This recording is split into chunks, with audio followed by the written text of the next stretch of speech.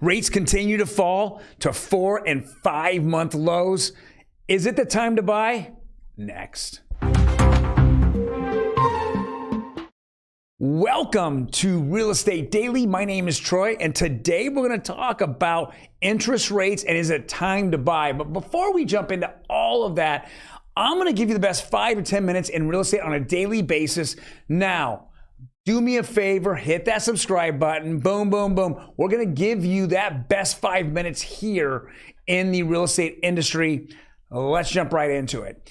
Now, I've said this before, I've told everyone the best time of the year, the best time anytime is when interest rates are falling as well as home prices are falling. But a lot of you are on the sideline saying, hey, I want to wait till next year. I want to wait till...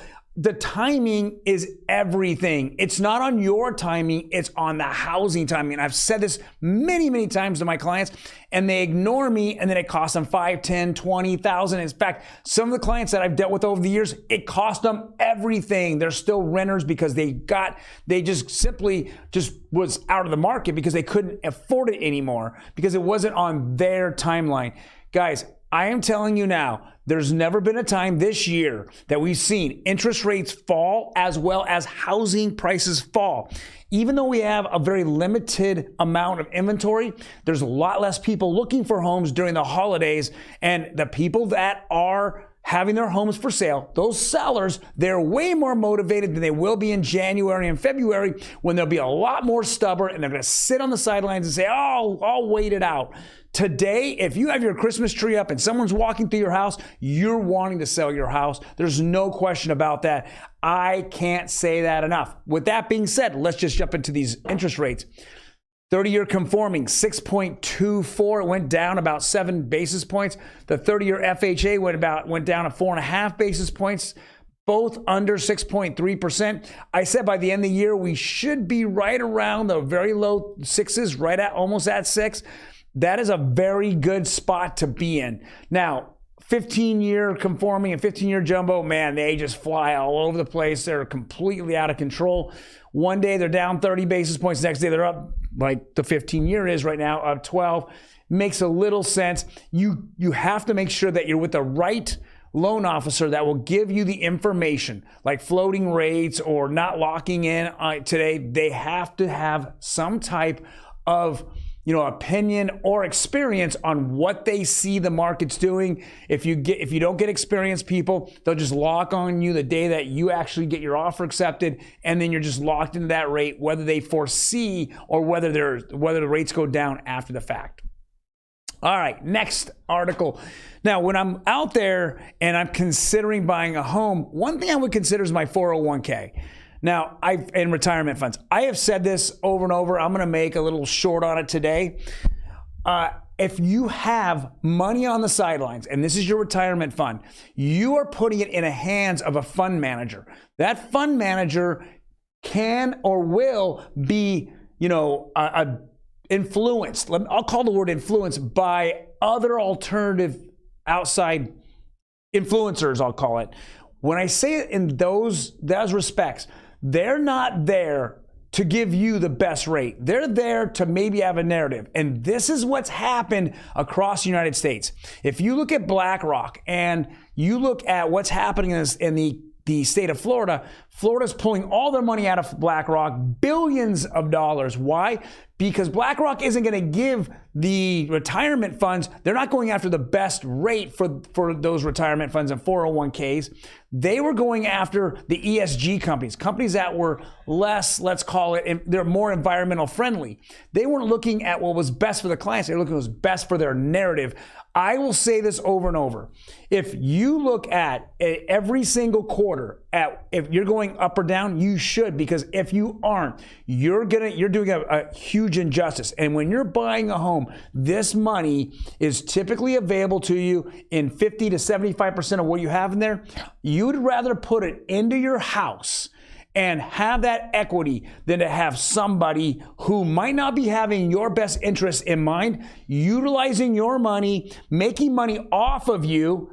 You ever figure out how much their management fees are? Could be up to 10 to 12%, even higher, that they're charging you on your money. which is ridiculous. That's why when I see these types of articles, and today it says CNBC, 88% of employers offer Roth 401k, almost twice as many as a decade ago. Here's who stands to benefit. A self-directed IRA. Put it into your house. Take control of your money.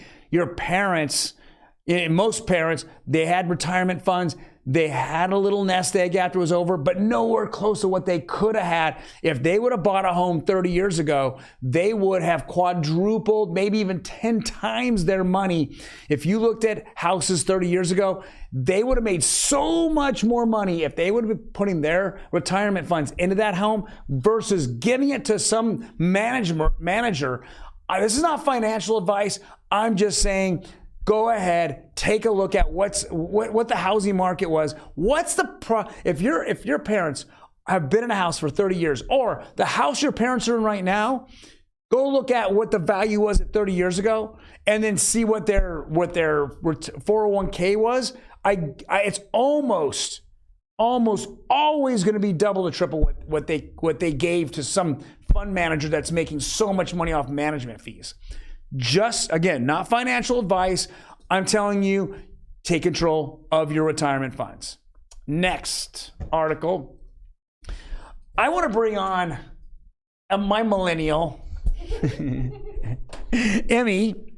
She is our producer here. I don't bring her on very often in this channel. No. And so, but she found, I saw this article and then she found it. She goes, you know what? This is a pretty cool article. I'm going to let her go ahead and explain this to you. Okay, so it says that millennials bought an abandoned high school for $100K and turned it into a 31-unit apartment building. So Troy got his panties in a bunch that they said millennials bought it. It was just 3 dudes around my age who decided to do this. But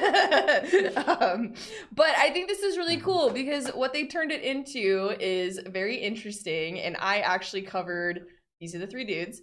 And I actually covered a story kind of similar to this when you guys were out of town and I had to do the real estate daily where a real estate developer purchased a firehouse. It was an old firehouse and then turned it into some rentals.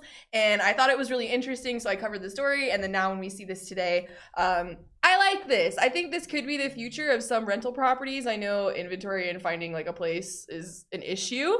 So I think this concept is really interesting. And I feel like millennials would be more likely to move into something like this, just because it's kind of like fun and different. I don't see my mother ever moving into an apartment building that was once a high school. You know what I mean? I don't see like baby boomers. Just a mindset? Yeah, it was a high school in the past? Yeah, I just don't see baby boomers doing this as much, but someone my age, I think we would be like, oh, okay, cool. It's a new updated place to live. So I like the vibe that they went with like this minimalist kind of futuristic. It's cool. I like it. It's mainly 1-bedroom apartments. There's a handful of 2-bedroom apartments. This is in Pennsylvania. And the rent is starting at $1,400 a month for the 1-bedrooms and $1,650 for the 2-bedrooms. It's very cool. I like to see innovation. I like to see that you could take a building and make it something, repurpose it, if I want to call that term repurpose. And so with that being said, I think that I've been saying it over and over, there's a housing crisis. We need to have more housing out there and new builders aren't the way to go. So if we can repurpose buildings like a high school here and add 31 units versus that 31 units wasn't there in the past, that's fantastic. I like that, $1,400 a month. And I kind of laugh because I've never heard of the city in Pennsylvania where this is at. Yeah. But you had 27 1-bedrooms and then for $1,400 and they all are rented. And I'm like, dude, that's pretty cool to think about. It's also under the national average because we did recently report this week that rent average has surpassed 2K. So it's under the national average and it's brand new. Like, why wouldn't you? Yeah. Makes sense to me. And you know what? A lot of sunlight going in those. And the lighting's beautiful. I mean, look at that. Look at that. That's like ultimate lighting, right? Yeah. So I think it's great. Well, guys, thank you very much for joining us. If you liked any of these articles, please hit the like button. Otherwise, you have any comments, please leave them below. Otherwise, you guys have a fantastic weekend and we will see you on Monday. Bye.